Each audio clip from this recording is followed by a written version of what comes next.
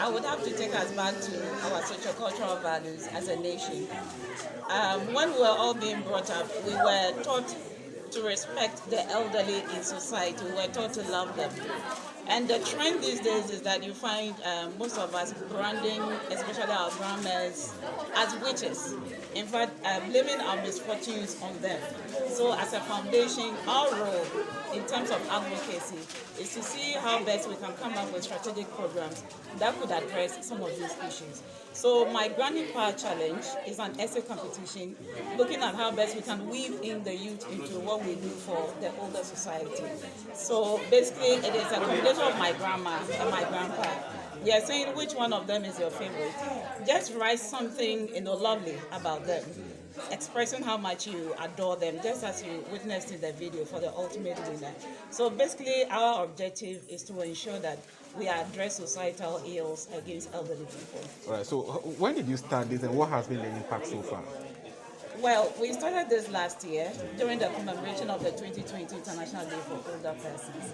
And by and large, I would say that we are still at a very early stage. Last year we had about 20 entries. This year we had about 30 entries. And I think that there is still room for improvement. To have this on a broader scale, it looks like basically it's becoming an Accra competition. This year we had one entry from Goso, and it's unfortunate that the lady wasn't here. So we're hoping that with a lot of sensitization, we would have a lot of the youth participating in this essay competition. All right. So these are some of the issues of equity that we talk about. The next thing is to talk about even those people who are outside Accra and cannot come here to get inspection, the money that they need to take to come here. And that is why there was so much talk about digitization, so that we can have those monies reaching them through the telephone system. But of course, they themselves then have to be assisted so that the mechanism of digitization can work and they can reach those metrics. Now, lastly, we talk about our economy and those people who are outside, except maybe to register them at the National Health Service and hope that they can access the National Health Service. But in terms of how to sustain them, it's now down to families. So for the most part, many of us, Africans, young people who are employed, we're running our own family welfare system, where young men, middle-aged men are having to cater for older people. Now, in our African culture, this is acceptable, and it is indeed our responsibility to do so. But when the cost of living is so high, even on those young people, etc., then we have to think of how we can generate other means and mechanisms. Unfortunately for us in developing countries, we do not have the industry and the level of generation of income that can sustain. The social system in Ghana is fast eroding, giving room to the nuclear system, meaning that the age-old practice of neighbor caring of a Ghanaian, Obene Kofi would eventually be forced to make the premises of the Accountant General's office at next compound his sleeping place. Sometimes, when the delayed practice become unbearable, Obene Kofi would pass on. The next challenge, which is similar to the above, was an episode I personally observed. An uncle of mine, neighbor in Kanishin, traveled to Accra, lodged with his nephew, my neighbor. His aim was to expedite the processing of his pension benefit. After a long while, he informed us one morning that he was going for his money and come, laying emphasis on come. We wished him good luck, but towards the evening, we heard he had been knocked down by a taxi cab in front of the Ambassador Hotel. We lost him. Pathetic. It is not an isolated case. It has been happening. Right now, if you go there, you see some old men lying on some mats over there. This is the reason, because of the go and come taxes.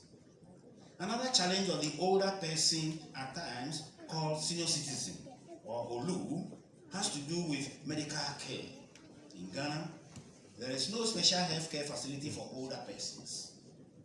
Usually, when we clock age 60 and above, we become vulnerable to many kinds of diseases due to our lowered immunity status.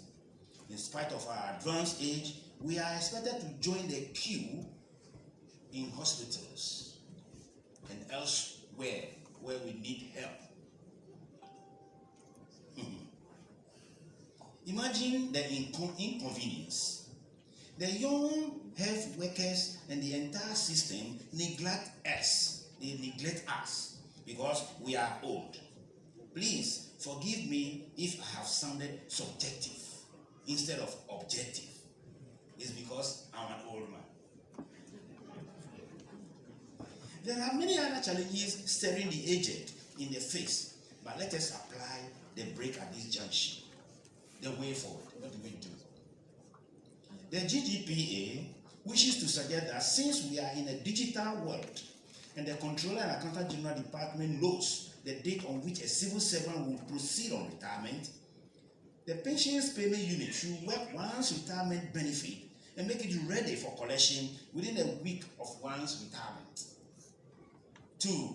The processes of working one's retirement benefit should be decentralized so that we don't travel from Bumi to Accra to collect our pay and get knocked by taxi.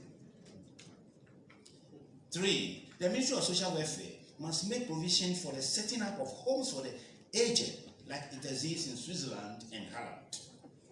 4. There should be a conscious effort on the part of the government to richly enhance the quantum of salaries most Ghanaians receive.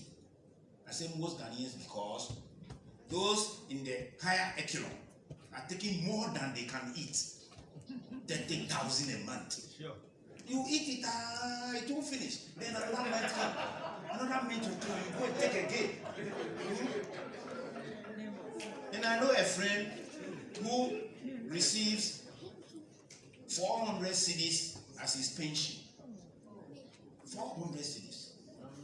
Hey, come in. So the quantum that we collect as Ghanaians at the lower level must be enhanced so that when we go on retirement, the pension that we go for will be something we can talk about. We won't be ashamed to say that I received so and so.